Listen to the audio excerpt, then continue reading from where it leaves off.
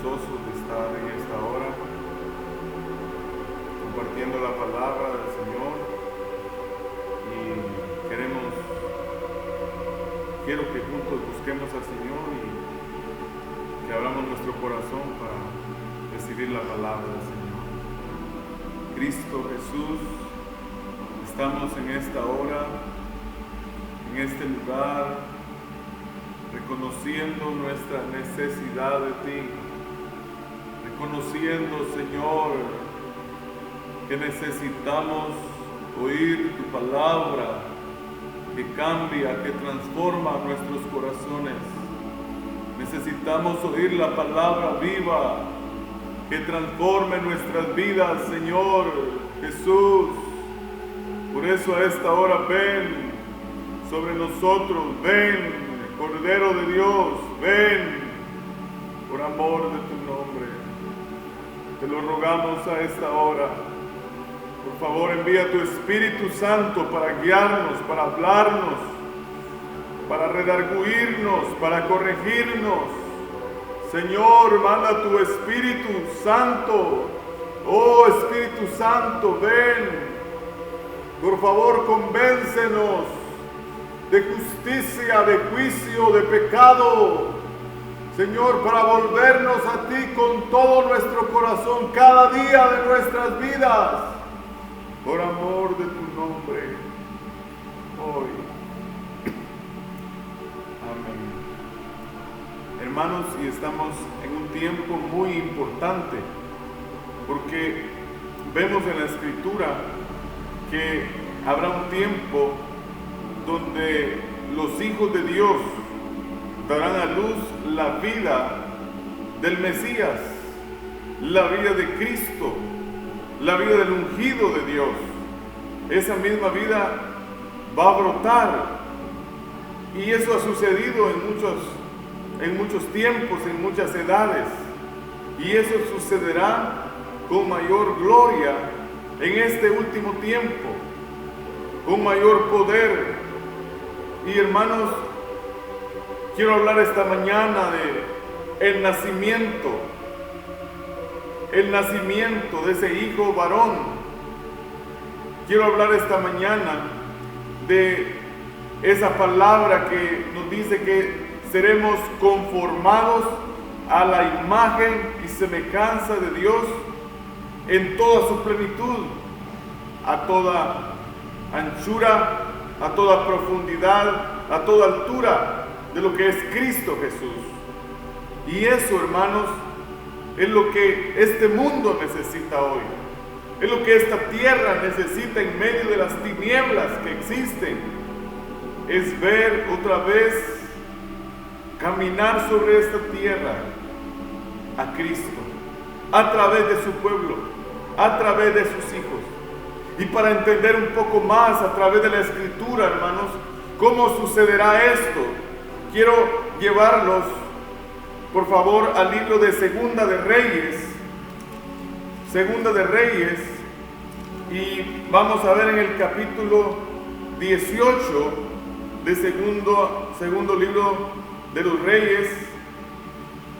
Y ahí, hermanos, empieza en medio de reinos que están sirviendo a Dios a medias, otros de una vez malos, desagradando a Dios.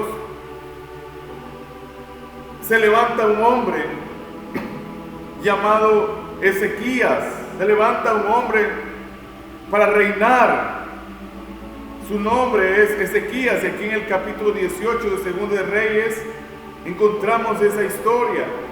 También podemos encontrarla en Segunda de Crónicas, capítulo 29, también en los versos 1 y 2, también en el capítulo 32 de Segunda de Crónicas. Y esta historia es paralela también a Isaías capítulo 36, y vamos a ver un poquito ahí.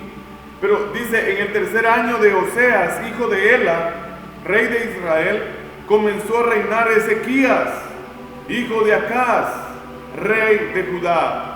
Cuando comenzó a reinar era de 25 años y reinó en Jerusalén 29 años. El nombre de su madre fue Abi, hija de Zacarías. Hermanos, este hombre comenzó a reinar con algo diferente a otros reyes. La mayoría de los reyes, porque según la escritura, alguien mayor de edad en Israel debería de cumplir los 20 años, alguien que ya era tomado en cuenta como un mayor de edad. Aquí en Guatemala y otros países es 18 años, otros es más, pero aquí en Israel 20 años. Pero cuando este hombre comenzó a reinar tenía 25 años y era, por decirlo así, un hombre maduro, un hombre con algo de experiencia, un hombre que observó el camino de los reyes de Israel y los reyes de Judá, aún su mismo padre, y él vio los errores de su padre. Él vio los errores de sus antepasados. Y este hombre, hermanos, cuando recibe el reino, tenía una conciencia clara, tenía una visión clara de lo que él quería en el Señor. Él quería servirle al Señor. A diferencia de otros reyes que por varias circunstancias tuvieron que empezar a reinar cuando eran niños o comenzaron a reinar antes de cumplir la mayoría de edad. Y ahí, a través de errores y todo, fueron tratando de hacer lo bueno. Pero este hombre fue establecido cuando comenzó a reinar, dice, era de 25 años. Y reinó en Jerusalén 29 años. Y hermanos, a los 30 años, ellos empezaban, hablando de la familia sacerdotal, a los 30 años, ellos podían comenzar el ministerio sacerdotal. O sea, podemos decir que este hombre reinó 29 años, un tiempo bastante grande a comparación de otros reyes. En ese tiempo, hermanos, donde Ezequías comenzó a reinar y pasados unos años, el juicio de Dios estaba llegando sobre Israel por sus reyes, por sus pecados, por sus caminos. Pero vemos, en este lado, en Israel había tinieblas, había cautiverio, había pecado, había juicio. Pero en Judá, en el reinado de Ezequías, había gozo, había paz, estaba la justicia de Dios floreciendo. ¿Por qué, hermanos? Porque la escritura dice que había un remanente buscando a Dios, aún en medio de los problemas. Y esta vida de Ezequías, hermanos, por eso aparece también en el libro de Isaías, es una revelación de lo que sucederá en los últimos días. Y quiero ver con ustedes lo que este hombre estaba manifestando. O sea, él, el rey, era una figura del remanente. El rey Ezequías era una figura de cómo estaba viviendo el remanente de Judá.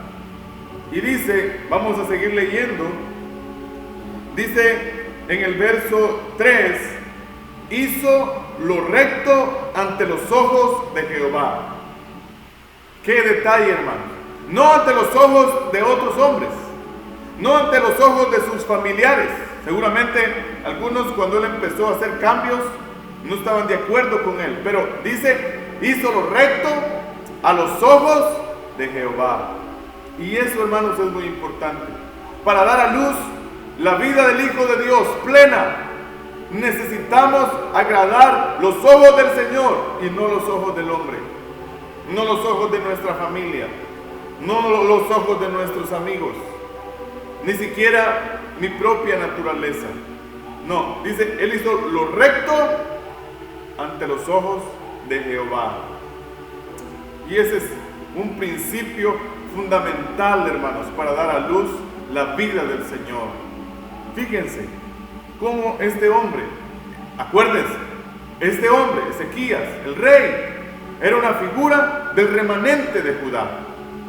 Era una figura del avivamiento que estaba sucediendo en ese lugar.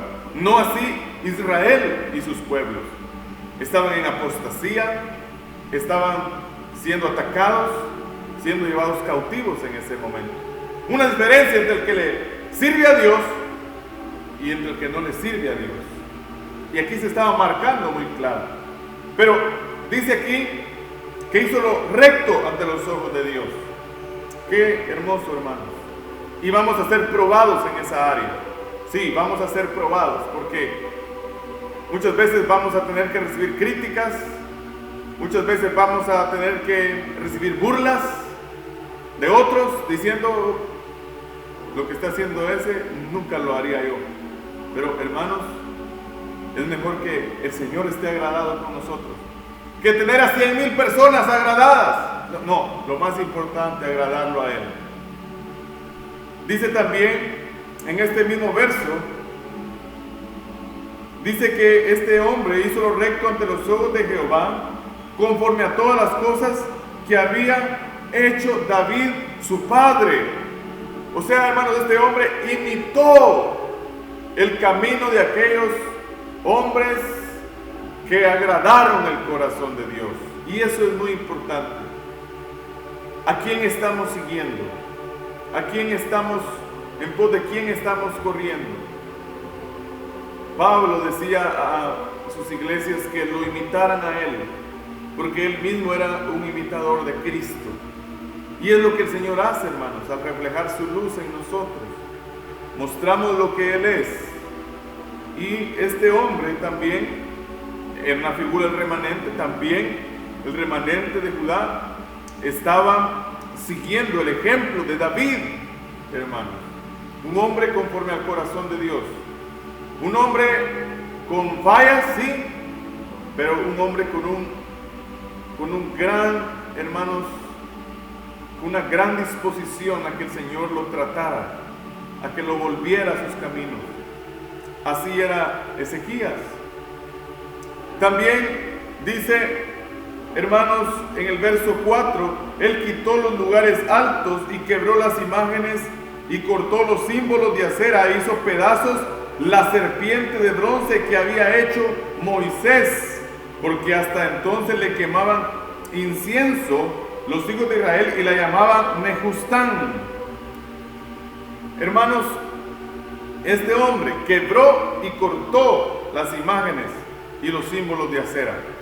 O sea, este hombre, hermanos, no estaba haciendo algo, digamos, solo por encima, solo cubriendo el pecado. No, este hombre estaba quebrando, estaba deshaciendo, haciendo pedazos todo lo que habían edificado sus padres, o especialmente su padre, sus antepasados, que desagradó a Dios.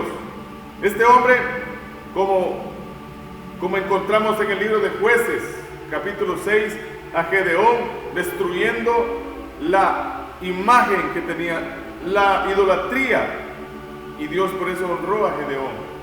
Pero este hombre, Ezequías, estaba haciendo pedazos, cortando, quitando los lugares de culto pagano, haciendo pedazos las imágenes. O sea, cosas en las cuales se había invertido mucho dinero, no importaba porque él quería hacer lo recto ante los ojos de Dios. Y hermanos, eso es muy importante. He visto gente que quiere sacar cosas de su vida, pero a medias. O saco esto de mi vida, tal vez es un objeto desagradable, tal vez es algo que es hasta causa de maldición, pero por no perderlo, es que me da tanta lástima perder esto, se lo regalo mejor a mi vecino, a mi familia. Hermanos, no. También esto es más profundo. ¿Qué estamos nosotros, hermanos, llevando a otros? Cuando visitamos un hogar de nuestros familiares, cuando visitamos el hogar de un amigo o de un vecino, hermanos, ¿qué altar estamos llevando a ese lugar? ¿Qué hay en nuestra vida, hermanos? ¿Qué estamos llevando, hermanos? ¿Estamos llevando la presencia de Dios, el altar de Dios? ¿O estamos llevando, hermanos, en nuestro corazón y transmitiendo a otras vidas muerte? Este hombre también dice que hizo pedazos la serpiente de bronce, esa serpiente que levantó Moisés en el desierto de bronce para que los hijos de Israel fueran librados de la mordedura de la serpiente. Los hijos de Israel la hicieron como un ídolo para ellos. Y hermanos, muchos cristianos critican a aquellas personas que son idolátricas. Muchas religiones tristemente viven bajo tinieblas, adorando imágenes, adorando estatuas, adorando toda clase de cosas, menos a Dios. Pero muchas veces los cristianos, hermanos, toman hasta encuentros, toman hasta visitaciones de Dios en otros tiempos como ídolos. Y no estoy diciendo que no debemos de recordar esos momentos donde Dios nos ha librado, donde Dios nos ha sacado, donde Dios nos ha levantado, hermanos. No, yo no estoy hablando que no recordemos. Hasta sería bueno apuntarlo de esas veces que Dios ha hecho una obra, porque como seres humanos somos muy olvidadizos, y ese libro de memorias pudiera ser algo para volvernos al Señor y ver cómo el Señor nos ha librado y reconocer con gratitud lo que Él ha hecho. No, pero estoy hablando de aquellos encuentros, aquellas visitaciones que pasaron tal vez hace meses o años, y donde el cristiano está viviendo solo de ellas y recordando solo de ellas, aunque en este momento actual esté viviendo un camino desagradable a Dios, pero diciendo, pero hace 2 años yo servía fielmente al Señor, sí, pero en aquel tiempo Dios me visitaba. No, pero ¿qué estás haciendo hoy? Así era el pueblo de Israel, en este caso Judá, que tenía la serpiente de bronce en esa asta ahí. Ellos, como los libró en el desierto el Señor,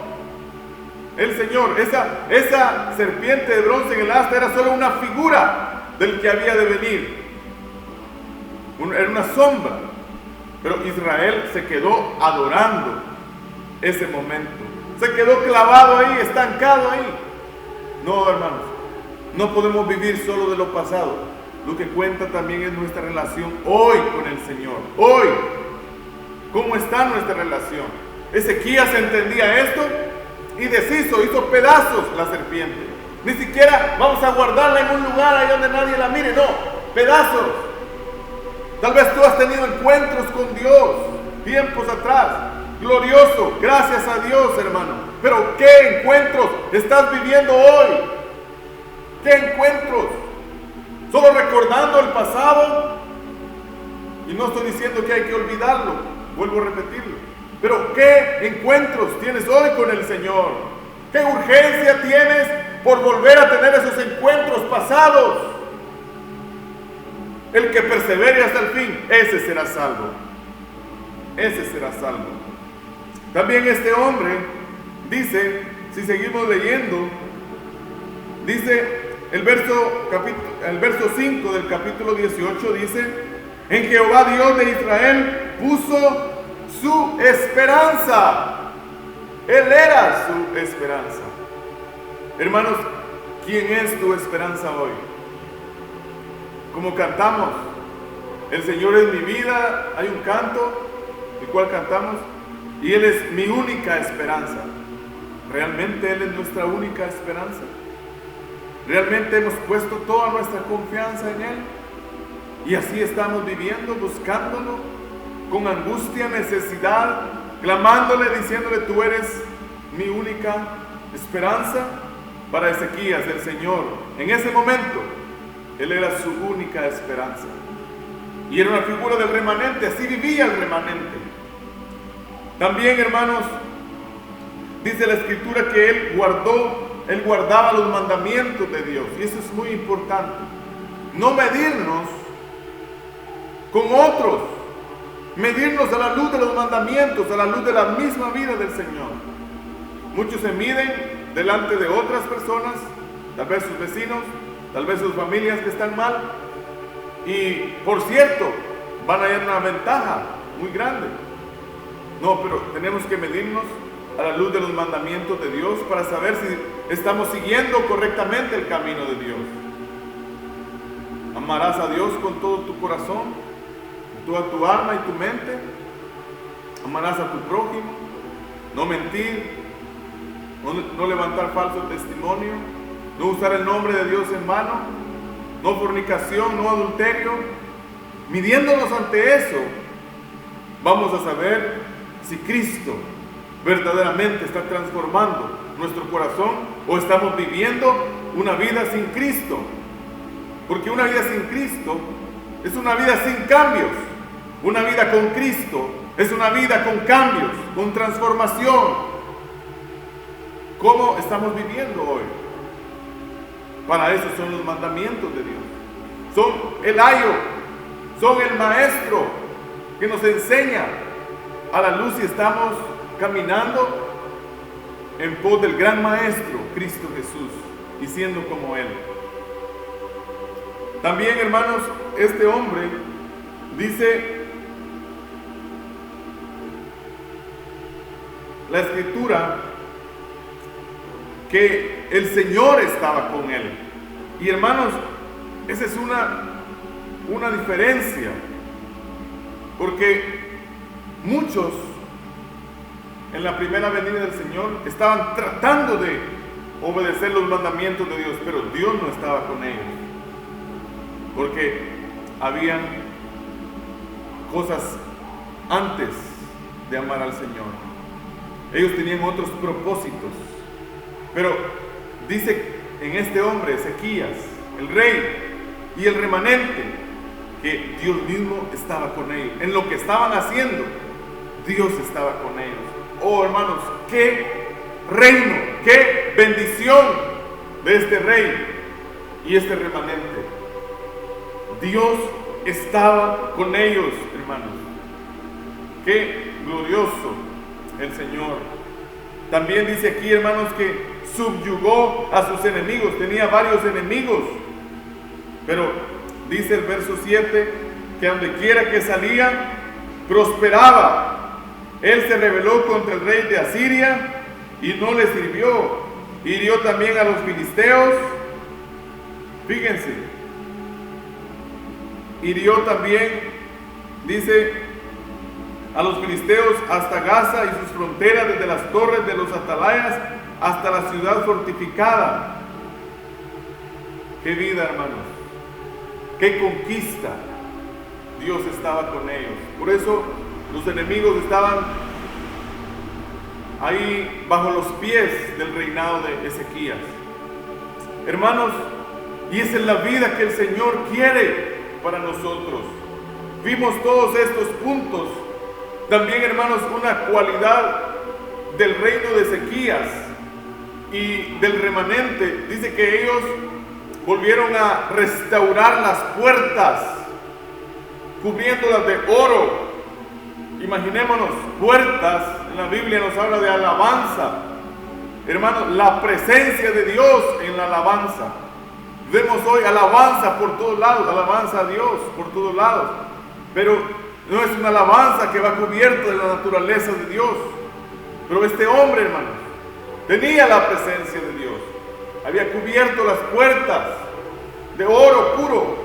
Las había abierto, hermanos, para buscar en la casa de Dios. Y hermanos, qué vida. O sea, esto, hermanos, es dar a luz la vida del Señor. O por lo menos estar a punto de dar a luz la naturaleza divina. Hermanos, y son cosas que el Señor anhela para su remanente en este último tiempo. Bueno, hermanos, para ver cómo era la condición espiritual de ellos, vamos a ir al capítulo 19 y después vamos a regresar al 18. En el capítulo 19, en el verso 3, Ezequías le manda decir algo a Isaías, porque ahora Ezequías estaba en angustia. Ezequías estaba siendo perseguido por el rey de Asiria. Pero él le manda a decir algo, Ezequías, el rey, le manda a decir algo al profeta de la nación, a Isaías. Y le dice en el verso 3 del capítulo 19, le dice, así ha dicho Ezequías, este día es día de angustia, de reprensión y de blasfemia, porque los hijos están a punto de nacer y la que da a luz no tiene fuerzas. Hermanos, ¿por qué Ezequías le dice estas palabras a Isaías? Esas palabras las podemos encontrar también en Isaías 36. ¿Por qué? Le dice, los hijos están a punto de nacer Y la que va a dar a luz no tiene fuerza, porque Ezequías mismo sabía, hermanos, que la gloria de Dios, la gracia de Dios, estaba sobre su reino y sobre su remanente. O sea, ellos estaban manifestando la vida de Dios. Pero en ese momento, hermanos, donde la luz de Dios iba a resplandecer, iba a haber un nacimiento espiritual grande en Judá, en el mundo. Pero en ese momento, hermanos, no había fuerza. Cuando el enemigo llegó, hermanos, el desánimo entró en el pueblo. El desánimo entró. Pero vimos este verso para ver la condición espiritual de ellos. La condición espiritual de ellos, hermanos, era, hermanos, estaba tocando la gloria de Dios, a punto de nacer, a punto de manifestar la vida del Mesías. Pero en ese momento, hermanos, problemas empezaron a suceder. La que tenía que dar a luz no tiene fuerzas. No tiene fuerzas. ¿Por qué, hermanos? Todo lo que vimos bueno de Ezequías también empezó a tener ciertas grietas. En el capítulo 18 dice, hermanos, que ese rey de Asiria, al cual Ezequías tiempo atrás se había revelado que Dios le había dado protección, ese mismo rey de Asiria, el Dios de este mundo, volvió a atacarlo, volvió a amedrentarlo con palabras. Y entonces sí, Ezequías tomó la decisión de someterse bajo el enemigo. Tomó la decisión de ya no poner ese asunto en las manos del Señor. Y eso es lo que pasa, hermanos, lo que pasa en nuestras vidas. Que en muchas áreas buscamos al Señor y encontramos la respuesta, pero hay áreas, hermanos, donde creemos que el Señor no va a operar, no va a obrar en nuestra vida. Entonces descartamos al Señor y entonces es ahí donde vienen las componendas con el enemigo. Hermanos, este hombre, si examinamos cada cualidad de él, de su reino y su remanente, cuando él decide pagar el impuesto a este rey de Asiria, él quebrantó muchas de esas cosas buenas que él había hecho. Por eso no habían fuerzas, hermanos. Por eso ya no se podía dar a luz la vida del Mesías. Porque estos hombres, este rey y su reino, su remanente, se habían puesto de acuerdo para subyugarse, para ponerse bajo los pies de su enemigo. ¿Y cómo lo hicieron, hermanos? Entregando el oro de las puertas de la casa del Señor. Con eso estaban pagando el tributo al rey de Asiria, tomando lo mejor del Señor para dárselo al enemigo. Y eso es lo que sucede, hermanos. Nunca vamos, el corazón humano nunca va a caminar en la cruz para salir de sus problemas. No, Él va a poner en juego, Él va a entregar, Él va a regalarle al enemigo el tiempo de Dios, la obra de Dios. Algo que a Él tal vez no va a hacerlo sufrir, sino que va a aliviar su condición humana. En otras palabras, menospreciando las joyas que el Señor le ha dado, dejando de orar, dejando de buscar al Señor, dejando la palabra, la escritura, dejando de diezmar y ofrendar, dejando de ver las necesidades de otros. La excusa es que estoy en un tiempo difícil, en un aprieto. Después lo voy a volver a hacer. Muchas veces, hermanos, ya nunca el hombre puede levantarse, o el cristiano, de esa condición. Ezequías, hermanos, pagó un precio, expuso la presencia de Dios, aquello que lo había levantado y guardado, lo expuso delante del enemigo.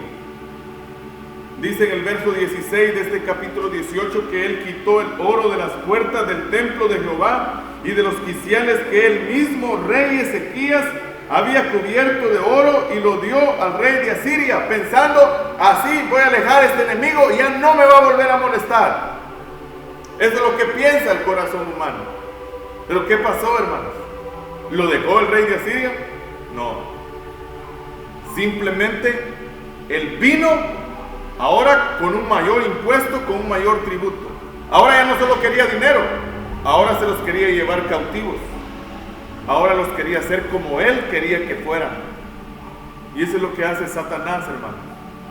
Primero va a jugar. Primero parece un juego donde le podemos ganar al enemigo, y él aparenta estar perdiendo. Pero de repente, hermanos, cuando él obtiene lo que quiere, cuando él ve nuestra vida ya decidida a abandonar ciertas áreas del Señor, o a quitar de nuestra vida ciertas áreas que hemos alcanzado en el Señor, él ahí lanza el ataque. El rey de Asiria ahora manda a sus embajadores y los más importantes a decirles: ya no hay esperanza para ustedes, ya no hay nada que me puedan ofrecer que yo quiera, ahora quiero sus vidas, ahora quiero todo. Ya no solo aquello que les pedí, ahora quiero todo. Y hermanos, es ahí donde Ezequías empieza a afligirse con su pueblo, con su remanente, empieza a pedirle al Señor. Y sucede, hermanos, que Dios les responde, porque cuando nosotros abandonamos, hermanos, o menospreciamos cosas del Señor y se las damos al enemigo,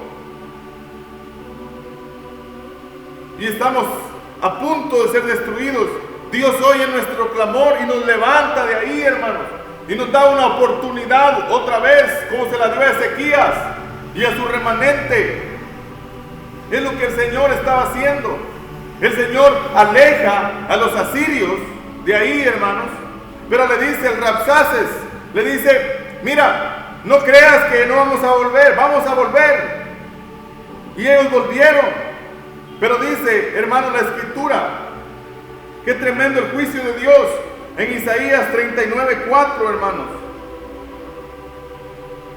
En Isaías, en esos capítulos, quiero leerles, hermanos, el juicio de Dios contra los enemigos del remanente. Isaías 37. Cuando ellos clamaron, en Isaías 37, en el verso 36, dice: y salió el ángel de Jehová y mató a 185,000 en el campamento de los asirios, y cuando se levantaron por la mañana, he aquí que todo era cuerpos de muertos. ¿Cuántos, hermanos? 185,000 guerreros muertos, porque el Señor oyó el clamor de Ezequías y el rebaño, el remanente, y Dios peleó, hermanos. ¡Qué tremendo! ¡Qué salvación tan grande, hermanos! Era lo que el profeta Isaías significaba para el mismo pueblo de Judá: salvación de Jehová. Ellos se volvieron. Seguramente Ezequías se arrepintió y volvió a confiar en el Señor, hermanos, para dar a luz la vida de Cristo Jesús. No tenemos que empezar a pensar todo lo malo que hemos hecho. No, es tiempo de arrepentirnos, sí, confesar nuestro pecado delante del Señor, y si es posible delante de nuestro pastor, líderes. Hermanos, es tiempo de volvernos al Señor.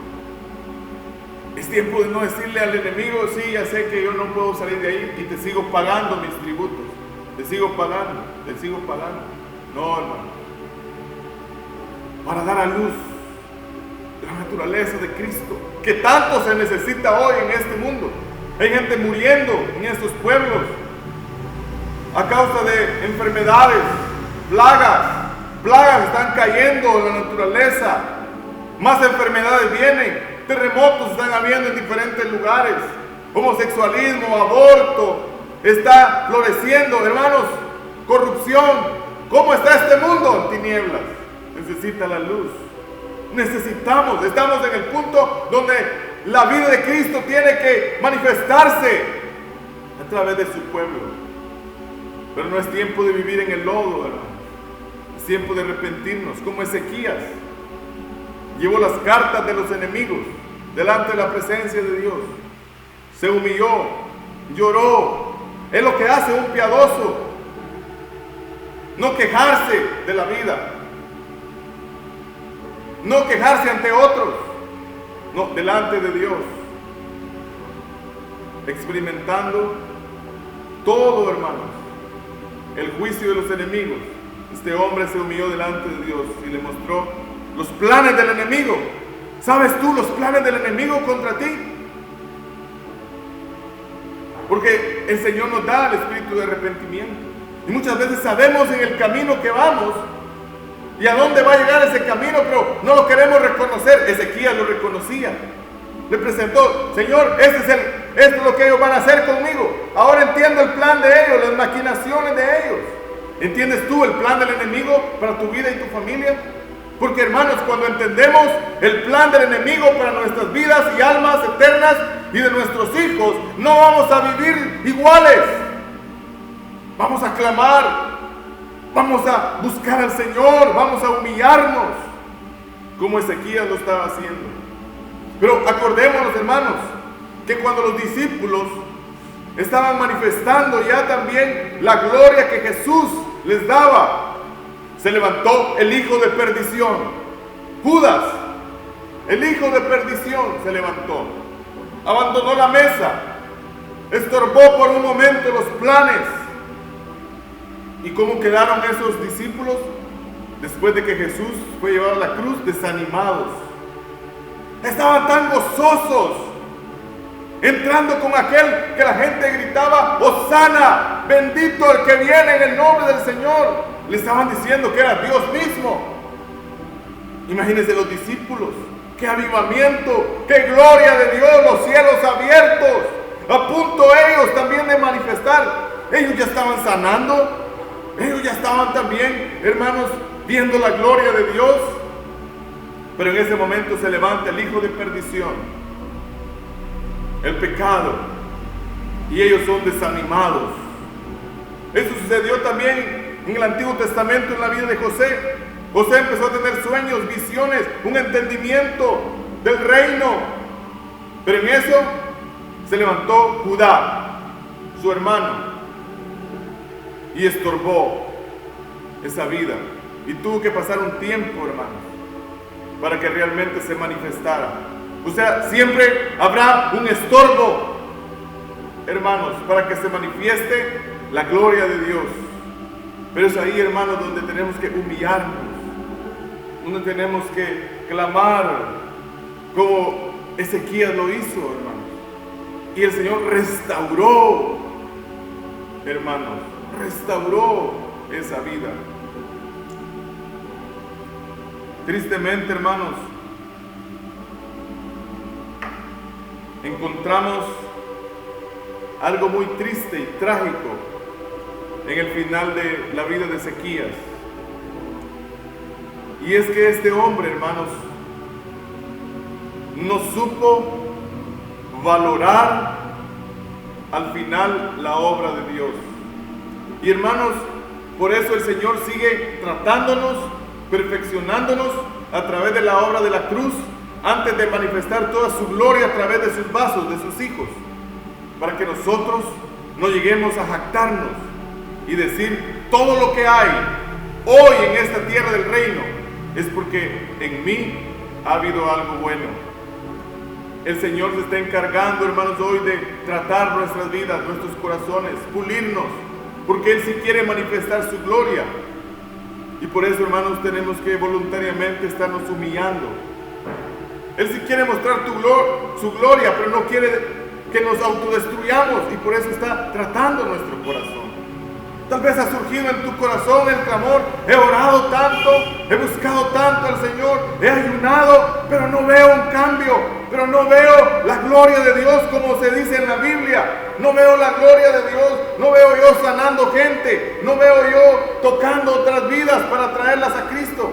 Hermanos, el Señor conoce los tiempos y el Señor conoce nuestros corazones, y por eso Él va a buscar el tiempo indicado, el tiempo que sea necesario para que nuestro corazón un día quede totalmente rendido.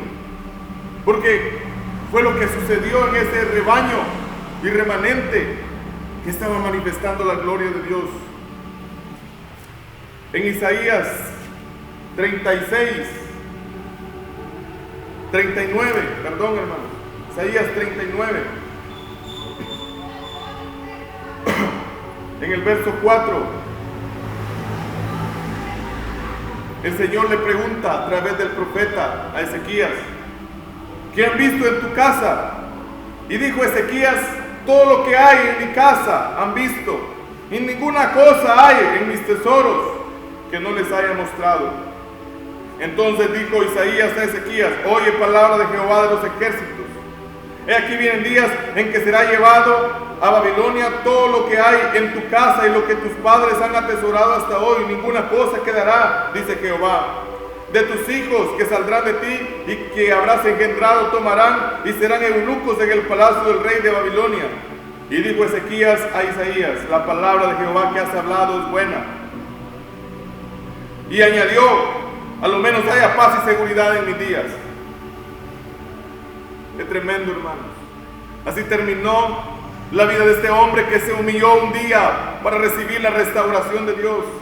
Así terminó, hermano, la vida de un hombre que caminó con Dios, que hizo lo recto ante los ojos de Dios, que cuando falló y se arrepintió, Dios lo levantó. Pero cuando él estaba viviendo, hermanos, con esa restauración, empezó a decir: ha sido por mi fuerza. Cuando los babilonios, estos extraños, llegaron a visitarlo después de que él se recuperó de la enfermedad, él no le dio gloria a Dios. Él no dijo: el Señor me levantó de la enfermedad con una palabra. Él no dijo: el Señor me ha restaurado y todo lo que hay en este reino no es por mí. Ese reino es porque el Dios de Israel es el que levanta del polvo y del muladar. No, él le enseñó a los babilonios todo lo que él, según su mente, había hecho y se había levantado. Por eso en el fin, hermanos, muy pocos serán llenos de la gloria de Dios, porque solo habrá orgullo, porque nunca permitieron que el Señor terminara la obra en ellos. Ezequías termina dando una de las palabras más duras y crueles de lo que puede ser un padre. Él sabía que era ser un eunuco.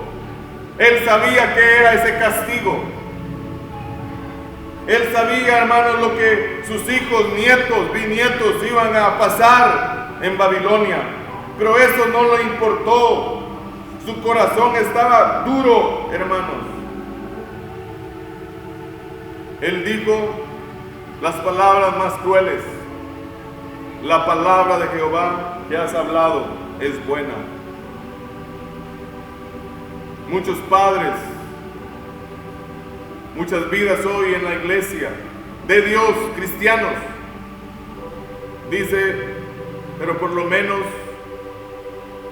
le he dado estudio a mis hijos, pero por lo menos les he dado que comer a mis hijos, pero por lo menos he tratado. La pregunta es: ¿les has enseñado con tu testimonio el amor de Dios? ¿La fidelidad hacia Dios? ¿Les estás dejando la herencia eterna a tus hijos?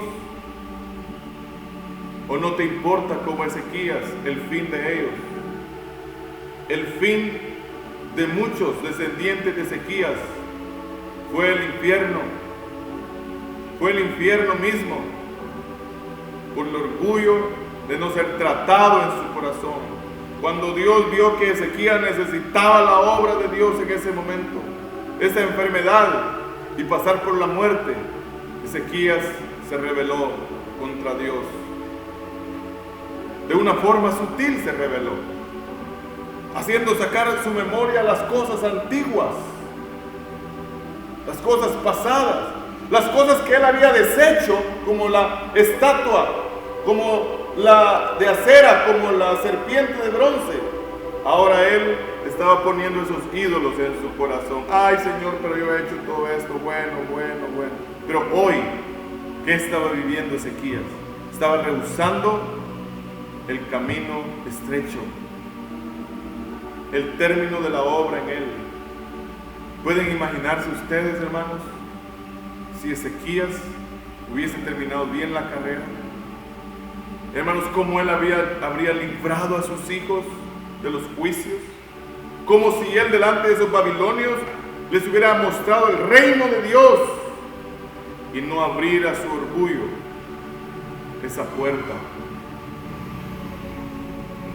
Él añadió, hermanos, a lo menos haya paz y seguridad en mis días. El final del orgullo, hermanos, es el engaño. Este hombre, hermanos, terminó diciendo esas palabras tan crueles. La nación de Israel todavía vive esas palabras de Ezequías. O sea, hermanos, han afectado hasta la generación del 2020 de Ezequías en Israel. Por muchos años, décadas, miles de israelitas han muerto por paz y seguridad. Una paz y seguridad falsas contra los enemigos. ¿Por qué, hermanos? Porque este hombre, en el momento del alumbramiento, en el momento donde la vida del Señor iba a transformarse, Ezequías tenía que morir para que la vida del Señor pudiera manifestarse, pero él no quiso morir. ¿Estás muriendo hoy a tus deseos, a tus propósitos, a tus caminos? ¿Qué decisión estás tomando? ¿Estás permitiendo que el Señor termine la obra en ti?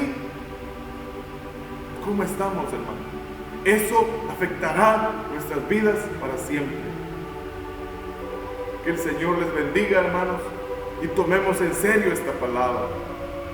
No oigamos esta palabra y ya nos vamos a comer, nos vamos a dormir, nos vamos a leer un capítulo bonito de la Biblia, de promesas y bendiciones, y dejo por un lado esto. Fue lo que hizo Israel, es lo que está haciendo hasta el día de hoy Israel. Pero miles de muertes, miles de maldiciones para ellos por ese camino.